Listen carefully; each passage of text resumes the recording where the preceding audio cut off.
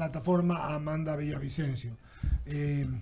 ¿Cómo está mi querida Amanda? Como siempre, desde el corazón, un gran abrazo. Posteamos esta semana una foto de su papá aquí hablando con nosotros, con Rafaela. He estado leyendo todo lo que usted ha estado escribiendo y más allá de la solidaridad, déjeme decirle algo que usted lo ha comentado, pero como padre yo lo diría, que una de las cosas, y aquí estamos 1, 2, 3, 4 padres, Cecilia es soltera, no es madre todavía, pero lo hablamos como padres, una de las cosas más maravillosas que puede tener uno es que su legado sea recogido por los hijos. Legado no necesariamente significa que hagan lo mismo, pero que continúen la senda. Y veo que en el periodismo de investigación usted está ya trabajando con toda la fuerza y con la que su papá trabajaba. Entonces, primero, recordarlo a nuestro amigo, que Dios tenga en su gloria celestial, para los cristianos, y que nos cuente usted un poquito, lo he estado escuchando. ¿Qué pasa? ¿Por qué? Yo decía casos que se demoran tanto. Ayer que hablaba de esto, cuando se estaba que le iban a entrevistar a usted. ¿Qué ha pasado, Amanda? ¿Por qué demora tanto? ¿Por qué no tenemos certeza de quiénes fueron los autores intelectuales? Porque ya a los otros ya sabemos lo que les pasó y lo que les ha pasado, pero a los verdaderos. Lo que pasa con Uribe también es igualito. No se entiende, en Colombia no hay actores intelectuales. En el caso de Jaime Hurtado demoró como ni sé cuántos años. ¿Qué pasa, querida Amanda Villavicencio? Gusto de saludarla, bienvenida a I99 y al programa Diálogo. Buen día con todos, gracias por la invitación, siempre es un gusto compartir. Creo que lo que más ha hecho falta en el Ecuador es la voluntad política de clarificar el crimen de Villavicencio, porque no es solamente un crimen contra un candidato presidencial o contra un periodista.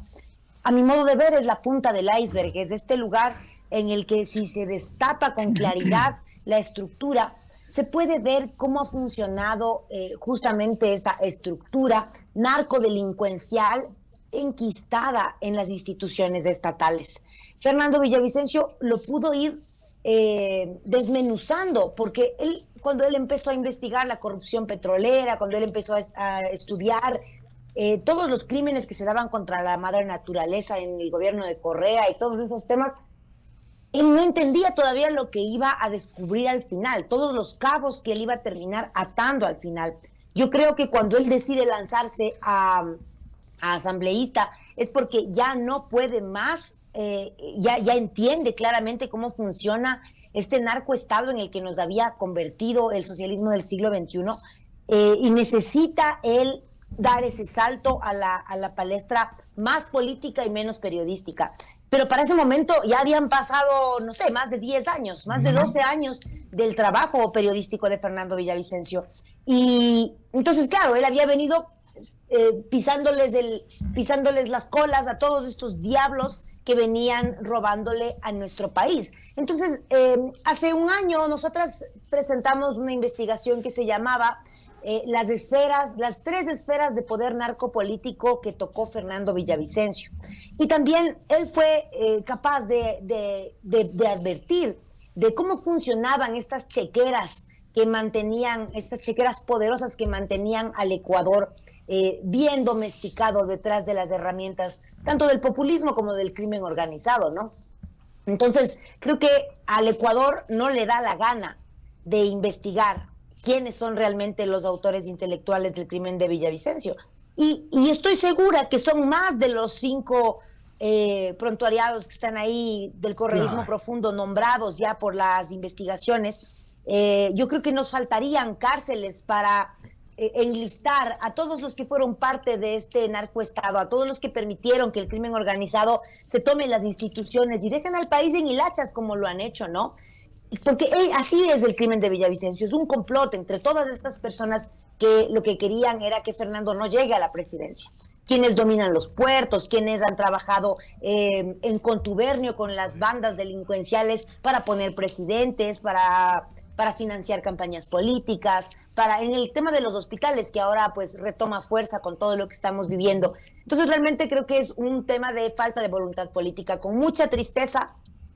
Creo que en pos del anticorreísmo el villavicencista que no es crítico, el que simplemente sigue la corriente, lo que hizo fue aliarse con Noboa, que no están viendo que es una reinvención, ni siquiera reinvención, un refajo de lo que fue el correísmo. Entonces creo que es un problema grave. No hay una cultura crítica, no hay una cultura ética de hacer política, y mucho menos de ideales, ¿no? Creo que los idealistas, los soñadores, somos, como no sé, puestos en el segundo cajón, pero realmente creo que de las ideas, de los idearios, desde donde pueden hacer un país que realmente represente lo que somos los ecuatorianos y ecuatorianas, ¿no? Este Ecuador de valientes con el que estamos soñando. Después de todo este tiempo, Amanda, y escuchándola, se me ocurre que la herida al principio de la muerte de su padre ha sanado. A ver, alguna vez le contaba yo a alguien que el día que me enteré lo que había pasado con mi padre, yo estaba acá en mi casa en Cuenca, y desde la impresión de recibir la noticia, yo lancé una taza contra la pared de mi cuarto y ahí se hizo un hueco profundo, un hueco que tuvo un significado, pero asimismo en el momento en el que se rompió esa taza, yo tuve que ponerme en mi puesto y no tuve la oportunidad de luto, de desarmarme, sino que tuve que ponerme a resolver las cosas que estaban pasando en medio del dolor. Han pasado 2 años y hace unos 2 meses, más o menos, o un mes y medio, tuve una conversación con alguien que me contaba sobre una historia interesante, ¿no? Que yo había tenido como un sueño en el que mi papá me decía, ya es hora de tapar el hueco. Y, y yo decía, claro, no es un hueco solo el de la pared, es algo grande lo que está pasando, es algo grave que el Ecuador esté tan solito. Y en esta orfandad política, en la que los políticos quieren polarizarnos simplemente como que las únicas opciones son soy un corrupto de azul o soy un corrupto de morado.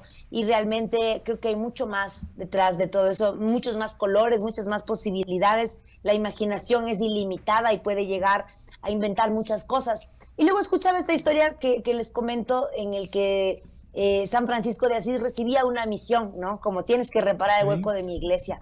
Y no era tapar el hueco físico de una iglesia, ¿no? Sino era construir una iglesia fuerte, construir una iglesia para todos, construir una iglesia equilibrada, armónica. Y creo que un poco de eso se ha tratado este tiempo, más que ya no haya herida, estoy tapando un hueco, estoy poniéndole amorcito a la cicatriz. Jamás voy a olvidar lo que he vivido, jamás voy a olvidar quién soy, ni de dónde vengo, ni las tragedias que he tenido que vivir mi familia, que no solamente ha sido el crimen de mi padre, sino toda su persecución, todo el acoso que se vivió durante tantos años y el que incluso seguimos viviendo ahora después del crimen de nuestro padre, ¿no? Pero creo que hay un poderoso camino que seguir, que tiene que ver con este Ecuador de valientes del que vengo hablando, que es el sueño de mi padre, un país en el que nadie tenga que irse, un país en el que podamos disfrutar de la abundancia que hay, en el que podamos regresar a la tierra y comer esos alimentos de los abuelos, ¿no? Esa cebada, ese trigo, la comida que de verdad alimenta. Dejemos un poco estas ideas confusas que nos vino a meter el individualismo y volvamos a construir comunidad. Entonces, creo que ese camino me ha ayudado a que el dolor se transforme en un motor de vida maravilloso y me siento feliz, orgullosa de quién soy, orgullosa de ser la rama del árbol de mi padre. Qué bonito lo que dice Amanda. Mauricio Salem sigue con preguntas. 2 preguntas, primo. Gracias, Eduardo. Amanda, un gusto poder conversar contigo y primera vez que me toca ese privilegio. Y a 2 años de la muerte muy penosa de tu padre, en esta experiencia que has tenido que vivir, esta pesadilla que has tenido que vivir a través del tiempo, más que nada en la parte del proceso, la parte procesal, con la experiencia adquirida, lo vivido, lo que hemos sabido, las filtraciones que han habido de temas reservados que no tenían que filtrarse y se filtraron y todos sabemos que con algún interés pueden haberse dado. ¿Qué es lo que crees que debería cambiar si tuvieras esa varita mágica para que estos casos como los de Fernando, como los que vemos en otros países, no queden a lo largo del tiempo a ver si es que alguien se acuerda o si es que todos nos olvidamos y quede en la impunidad? ¿Qué habría que cambiar realmente como primera opción, como primer mecanismo para que la justicia haga lo que tiene que hacer en función de dar con los autores materiales e intelectuales a un mismo tiempo y no se den esta suerte de capítulos en los cuales en el capítulo de la mitad matan a los que podrían haber definido qué era lo que ocurrió y todo queda en el aire? Buenos días, un gusto conversar contigo. Bueno, buen día. Me parece una pregunta compleja porque no creo que nada en la vida se pueda arreglar así con una varita mágica.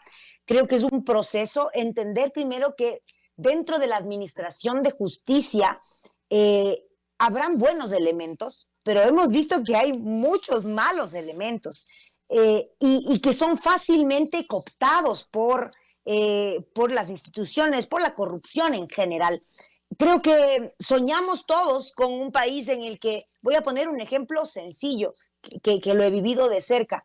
Una persona, además un gran atleta ecuatoriano, muere atropellado por el auto de una institución municipal. Aunque hay videos, o sea, todo está ahí, no hay a dónde correr, ahí está la evidencia. Han pasado 4 años sin que se puedan determinar no solamente responsables, sino que la familia reciba el proceso de responsabilidad, verdad y no repetición que merece. Entonces, cuando yo veo ese caso, digo, si en ese caso, que es algo sencillo de entender porque están ahí las evidencias de absolutamente todo, la justicia hace lo que quiere. Obviamente, con el respeto de todos los que sean abogados, yo creo que los abogados han perdido, al menos en mi lista, están en mi lista negra, porque de verdad hace rato que no conozco abogados que sean así, como que cumplan sus propios ideales, sino que siempre están ahí buscando la forma de torcer los procesos para beneficiar a sus clientes en pos del debido proceso, ¿no? Cuando realmente yo me acuerdo, por ejemplo, en el caso de mi papá, querían votar todo el caso, mandarlo a foja cero, porque había habido un error de tipeo en el número de uno de los móviles que habían ingresado dentro de la cadena de custodia. Y ese era el argumento de los abogados de los asesinos. O sea, porque hay un número que falla, esa es la pata que te permite acogerte para de ahí tergiversar un proceso de justicia, verdad y responsabilidad.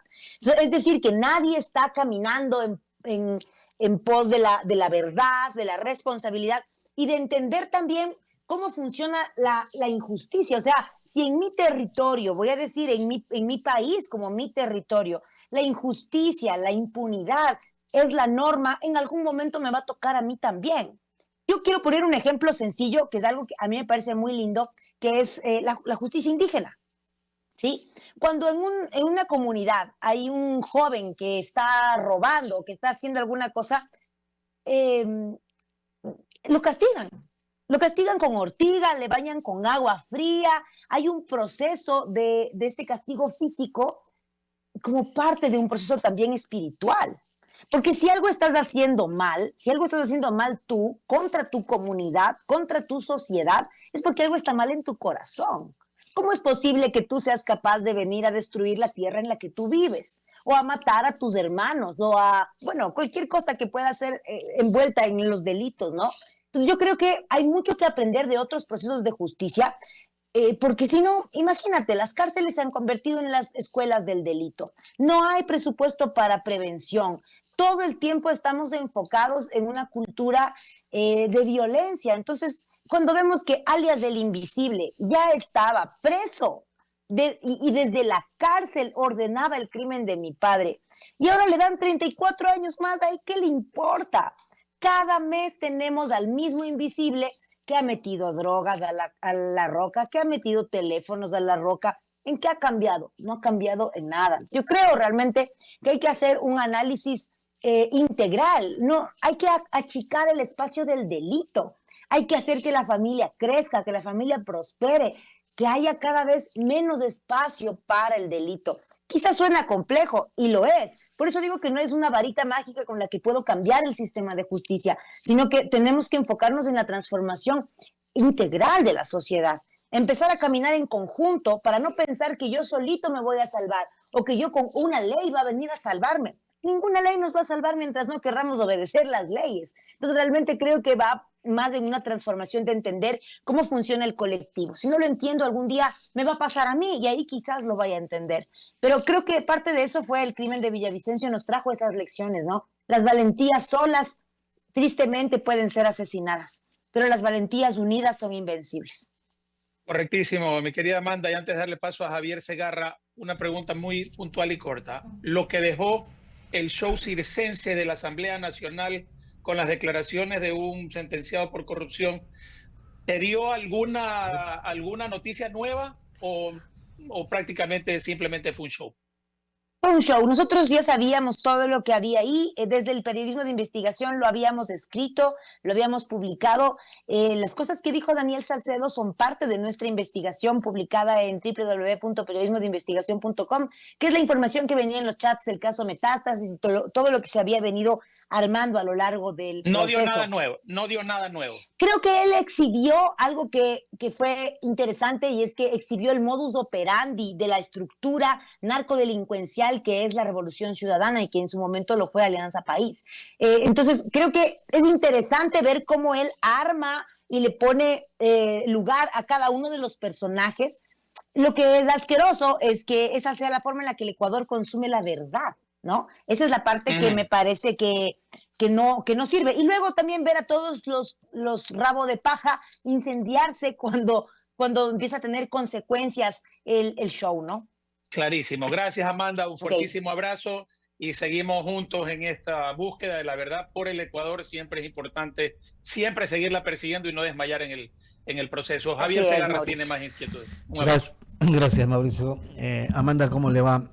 Acaba de decir usted una frase muy coloquial, rabo de paja. Eso es lo que hay en este país y el problema es serio en ese sentido, porque nadie quiere pisarse la manguera entre bomberos. Y entonces va a seguir pasando los meses, los años, y seguiremos haciéndonos la misma pregunta: ¿quiénes fueron los que mataron a su padre? ¿No le parece?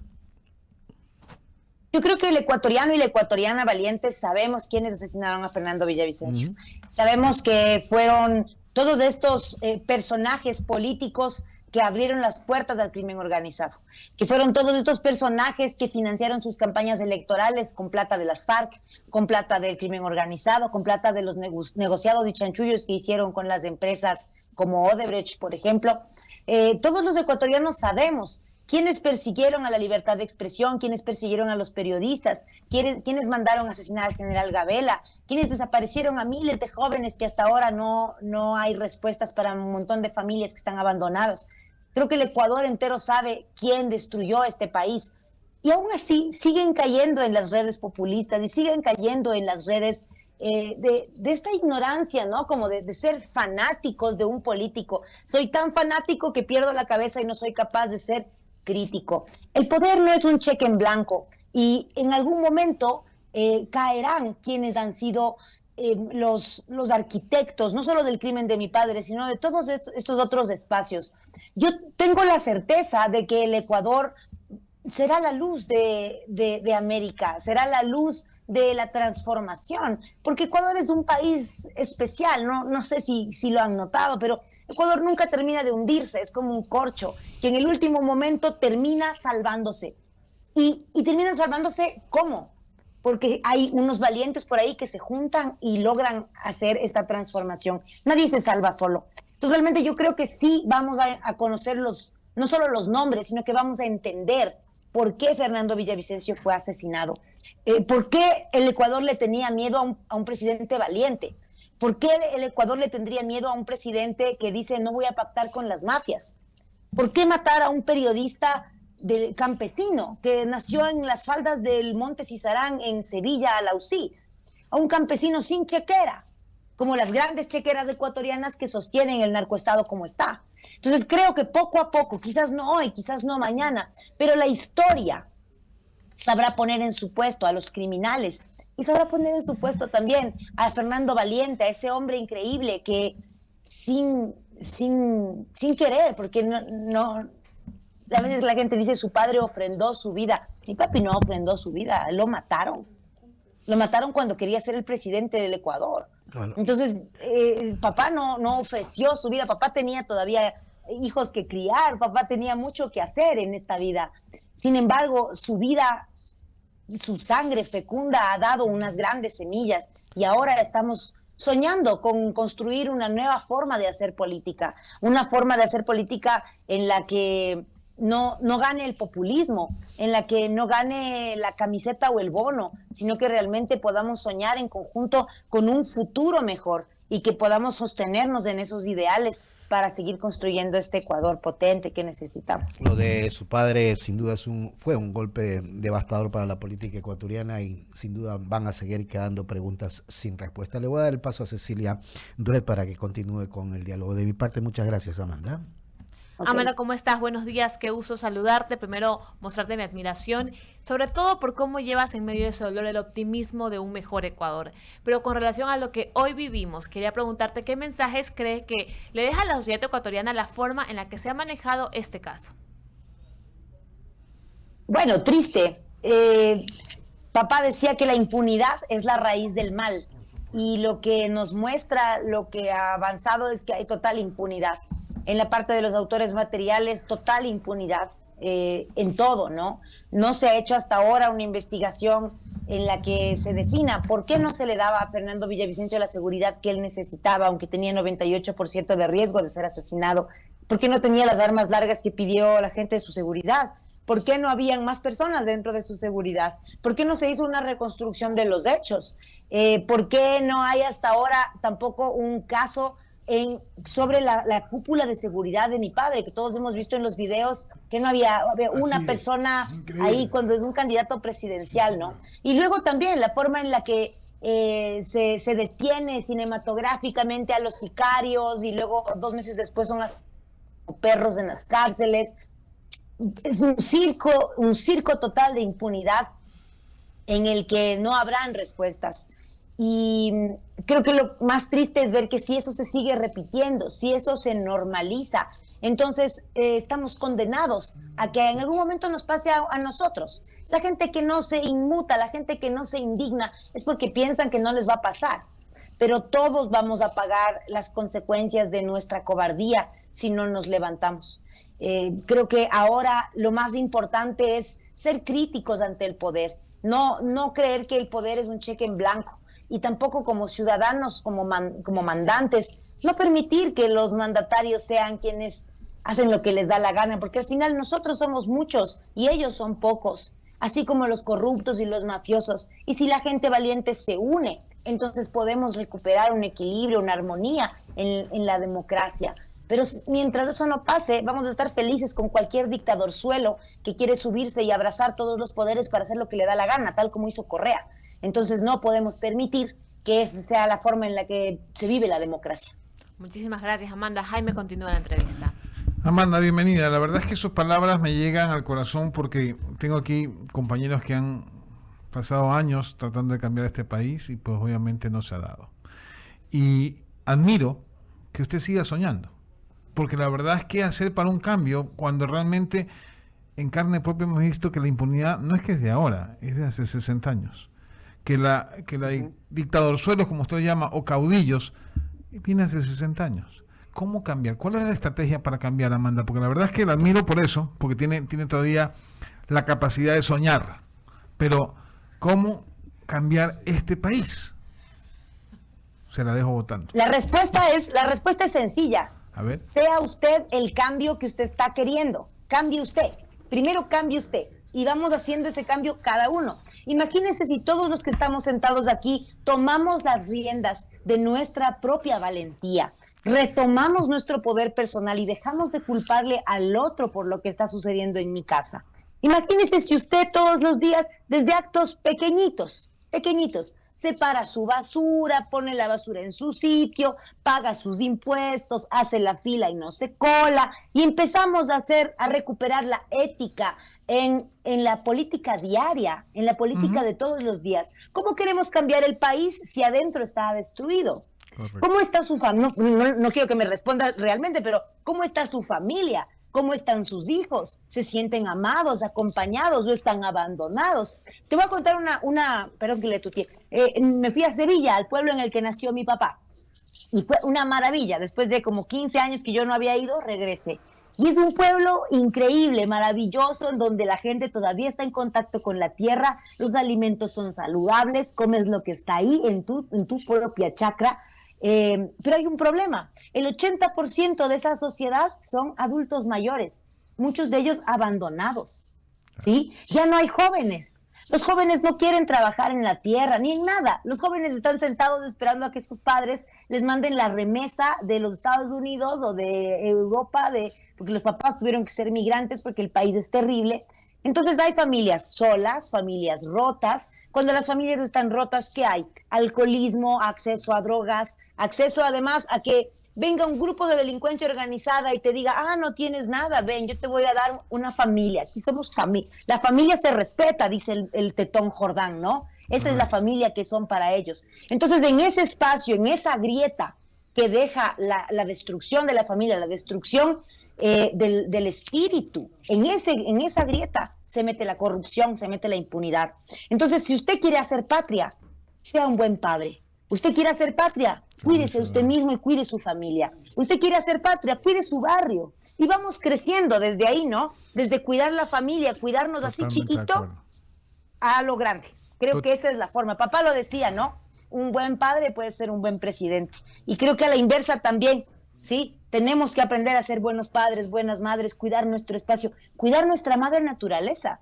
Porque si no, por más que hagamos, mañana ya no va a haber luz para hacer programas radiales, porque ya no va a haber espacio para nada. Realmente creo que es un tema de cambiar el chip de la cabeza, dejar de elegir la plata fácil, la plata mala vida, la corrupción, la impunidad. Mejor si es que puedo evitarme pagar este impuesto, qué chévere, mejor para mí.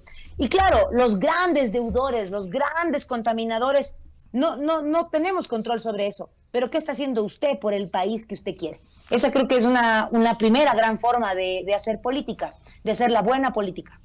Clarísimo, Amanda, y admiro y otra vez aplaudo esa actitud. Y ojalá que los ciudadanos que nos estén escuchando cambien su actitud, porque el problema no son los políticos, el problema no son las leyes, son los ecuatorianos, que no cambiamos el chip. Muchas gracias, Eduardo. Querida Amanda, y coincido, hemos luchado, y así como su papá, aquí hemos seguido y seguiremos luchando por el Ecuador que soñamos y queremos. Puede ser que no lo veamos nosotros, aunque por momentos ha sido, capaz por momentos no, pero mientras tengamos vida y capacidad, como dijo el santo Juan Pablo II, hasta el último día que tenga aliento, seguiré aprendiendo, y yo trataré de que el Ecuador, así como usted dice e hizo su padre, siga adelante. Le mando un abrazo muy grande y gracias por estar con nosotros. Muchas gracias, les mando un abrazo a todos. De igual manera, gusto de saludarla. Qué refrescante, qué importante escuchar a una chica, Mauricio Javier, Cecilia, Jaime, decir eso, con toda la desgracia, porque